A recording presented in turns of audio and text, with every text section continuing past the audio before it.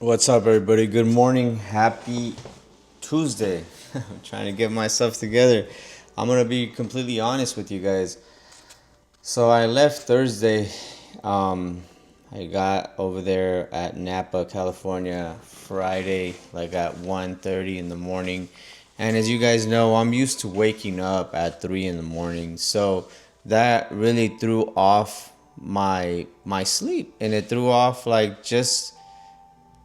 just the habit that I had built, about going to sleep early and waking up early. So this whole weekend, we took the weekend off with my wife. I was so blessed that honestly, it was her that made the decision to want to go with me, and I got that. I got basically, guys, I got that little window that I needed, that I had prayed for, that I had told God that I wanted my life to change. And I was put through a test. I honestly was, because it didn't happen overnight. Like, nothing that you're going to do is going to happen overnight. It was clearly like going on 8 months of praying for it, of basically just doing the day to day works. And obviously, in those 8 months, I had my falls and I had my ups. But once I really started to take God more seriously, and I started to take my life more seriously, is when things started to change. So that really is the message. Until you start to take your life more serious is when you're going to experience the change. You see, a lot of us say that we want things in life, but yet we don't really put in the work. We can't just say it. We have to back it up with action. And once you start doing that, and it's not overnight, like I said, you're gonna back it up with action. And it might be, it might be a month, it might be 2 months, it might be 3 months. It's all really gonna depend on what God has for you. So we're gonna go straight into like reading where we're at. We're gonna pick up where we left off, and that is on Matthew. We were on Matthew 13 last time. Now we're on the 14th. So right here, Jesus performed miracles of multiplying the bread and fish, where he fed over 5,000 people when they didn't have much. But those were the miracles that Jesus was performing at the time. And then it jumps right into the walking on water. And I'm gonna read this one real quick, because there's a lot to take in from this, basically from this. So here it goes. At daybreak, Jesus came to them walking on the lake. When they saw him walking on the sea, they were terrified, thinking it was a ghost, and they cried out in fear. But at once Jesus said to them, "Courage! Don't be afraid. It's me." Peter answered, "Lord, if it's you, command me to walk. Command me to come to you walking on water." Jesus said, "Come." And Peter got out the boat, walking on water to go to Jesus. But in the face of strong wind, he was afraid and began to sink. So he cried out, "Lord, save me." Jesus immediately stretched out his hand and took hold of him, saying, "Man of little faith, why did you doubt?" You see, right here, what I see is that Jesus said, "Come." What was like, Matthew doesn't really focus on the lack of faith. He focuses more like on the faith he had to walk on water. So I really like that because it imagine the amount of faith it took him to walk on water. The problem here was the strong wind. Many of you, I can honestly say it was like, the strong wind became something he was afraid of, and therefore he started to sink. So what is that strong wind for you? Or that distraction? I'll take it to the distraction part, because I mean, honestly, faith is not something that you just grab, and you. I think faith is honestly gonna be like a muscle, and it's something that, in my opinion, I had to work for it. I had to it was like a muscle that I had to work on every day, and I started building up my faith based on how much I worked on it. So I can go, I didn't realize, but I can go back. I've always had faith. I've always had faith. The only reason I am where I'm at right now is because there was a level of faith. But then he also tells us here too that there is that much is still lacking in our faith. So much is still lacking. Like the fact that I have visions and I have desires and stuff like that is a sign that I still have a long way to go to stretch out my faith, to practice my faith, to basically build up my faith. You see, Jesus said that we would be doing miracles, like even better than the ones that he did. But the only thing that's stopping us from doing it is our lack of faith. You see, if we really believed, we would really achieve. And I think that's the problem now in time, like the time that we're in. We don't believe we can do things, and that's what's stopping us from doing them. You see, if I believed at a certain degree that I can be whatever I wanted to be, there would be nothing that would stop me from being that.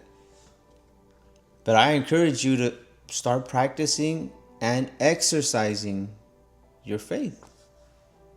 You see, that's my intention, is to do that every day. Not only to become a better person, but to see how far I can go and how much people I can help along the way with my testimony.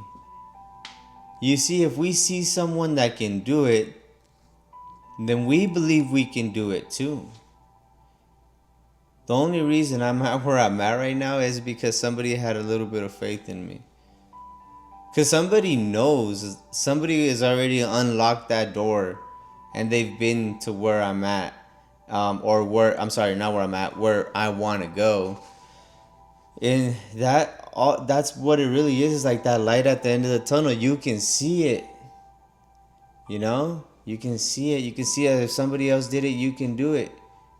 But that's one level of faith. But imagine the people that have unlocked doors that no one has ever done before, and they managed to do it. You see, everything that we see is basically, it was made in somebody's mind first. Like somebody thought about it first. Somebody thought about this microphone. Somebody thought about this camera. Somebody thought about the car, the airplane, paper. Everything that we see had to come through imagination, through the doors of imagination, and then it was brought to life. Just like the new life that you're waiting for, it's going to be brought through the imagination, your imagination. You have to imagine it. You have to believe it. You have to have faith and then back it up with action. You see, I used to remember that my mom, she spent a lot of time on her knees. And I'm not saying it's bad to pray. I'm not. But if we don't back it up with action, things aren't just going to fall out of the sky. You see, God will bless us, yes. But have you ever heard like, oh, he's so lucky, he's so lucky? It's not that people are lucky. I mean, honestly, behind luck is hard work and faith. It's not that you're not lucky. It's that you just don't work for it. And to seek for mental clarity, to seek for God, to seek to honestly, like, the best thing I've done and that's helped me the most was to discipline myself. And I know that word can be a little hard. I remember when I used to hear it in the beginning, I would be like, oh, it must be hard. It must be hard. But then when I started weighing out my life to be like, you know what? Like, I've avoided discipline for so long because it was hard. And I look at my life now and I'm like, wow, my life is hard. It's hard to be broke. It's hard to not have money. It's hard to be out of shape. Once you start taking these and it's like you shouldn't have to. You should want to. You should want to better yourself. for your well-being, for your family, for you should want to be better. And there's so much benefits behind it. I think a life worth living is a life worth fighting for, like that you have to fight for it. You have to feel like really like you deserve the things that you have, cuz then you feel good. Like I feel amazing with everything going on in my life right now. And why is that? Is because I'm fighting for it every day. Because I made a decision this morning. Like I said, I'm getting right back into like my waking time and everything. And even though I didn't hit 3 a.m. today, it was like 4 something. It was like 4:30. And I felt tired. I felt really, really tired. I was like, you know what? Oh man, I didn't hit it. I might as well just sleep it in. But then I was like, you know what, Miguel? I sat down on the side of my bed and I said to myself, you have a decision right now. You lacked it yesterday. How did you feel yesterday? I had to pull through. It was like I didn't read my Bible yesterday. I didn't start the day off with God, and I had a lot of spiritual warfare. I had a lot of attacks like through my mind. Like there was just a lot going on. I managed to pull through. But I can be honest with you, when you start your day off with God, it is so much easier because you know he got you. You know you did your non-negotiables. You know you put in the work. And when you do that, guys, you're not doing it alone when you're doing it with God. And I have to tap in because this is where I get my strength from. My strength comes from God. My discipline comes from God. My new life comes from God. I can't do this without God. To think I could do this without God. No, I can't do it. And that's why it becomes easy because honestly, it's not hard. I was listening to one of my friends, Gilbert. He was talking about, the cut isn't hard. Like to stop, like basically the cut, what I'm going through, and I visualize this as hard since I started. Oh, this is hard. Oh, this is, and I was like, okay, and I finally get it. It's not hard. Honestly, it's really, really easy. It's really easy. I'm getting close to the final, to basically to finishing off this cut. I should do it within this month. If not sooner, I'm kind of stretching it out. But once I accomplish that, then I start my reverse diet, which I'm told that is hard. And I'm excited. I actually want to do the hard because I really want to experience it myself. And I also want to I want to do the hard stuff because that's going to make my life easier. I'm basically training my mind for that mental toughness. And I want to see how far I can go. Like one of the things on my identity statement is to see that I say I'm going to become all I can become. That's one of my things on my identity statement. A lot of people don't realize this, but that is the fucking center of everything that we're struggling with. Is because we're working around the identity. We fucking fail because we don't know who we are. That's the main thing, and everything Coach talks about, it all goes around it. When you finally realize that that's the only thing, that you're the only person holding you back, then you might get out of your own way, and you might decide to make a better decision for yourself. All I can say, guys, is connecting with God, reporting above, doing the things that you don't want to do, doing the things that you fear the most. That is the direction. Not seeking comfort on your couch, you're stuffing your face with, or just like pleasures from the world. That's not the way to go. That's actually running from your identity, running from who you were truly meant to be, and you're seeking it in the bottle. You're seeking it in the weed. You're seeking it like in the sex. You're seeking it in everything else. But one day you're gonna find out. You're gonna find out once you're sick and tired of that life that you have. I hope it's not too late by then. But once you're really sick and tired of it and you go like, you know what, I can't live like this anymore, then you seek for help. There's plenty of help out there. There's so much people nowadays shifting their lives and becoming better versions of themselves and helping other people do the same thing because they know that it's real. One of my main goals was to have my own gym and to help train people and train their minds and everything. And I walked away from that.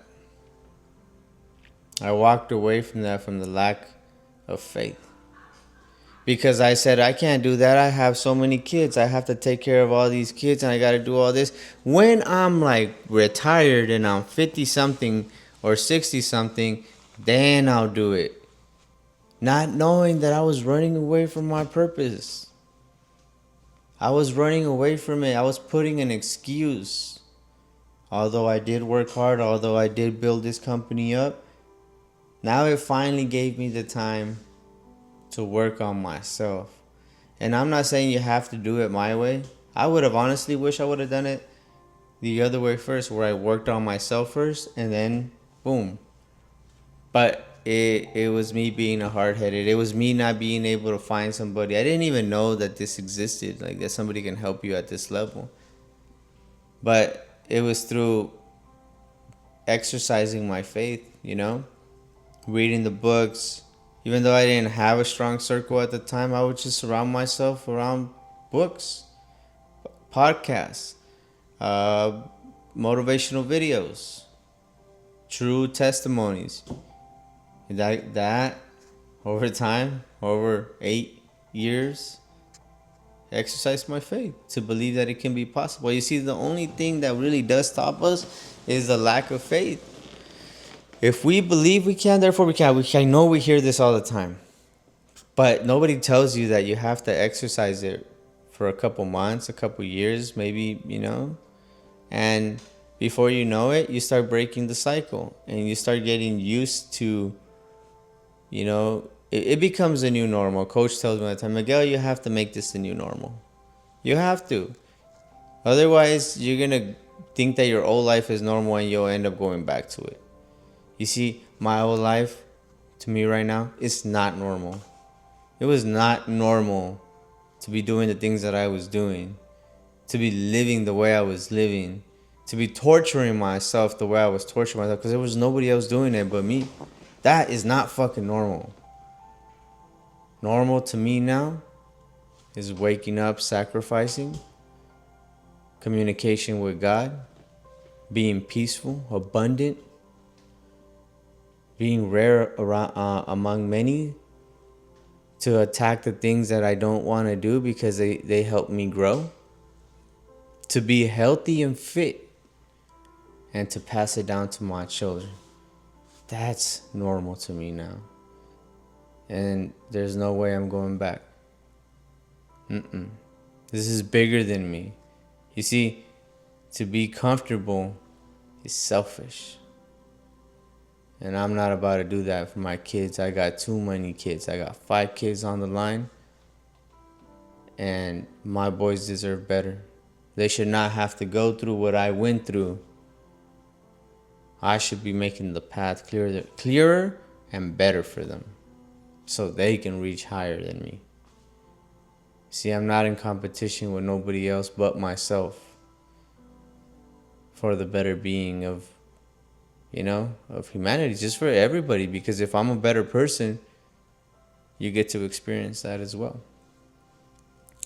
Anyways, guys, I want to thank you. I'm happy to be back. We're going to continue to do this. And I'm blessed and highly favored. Thank you, God. Thank you all. Appreciate you. Happy Tuesday.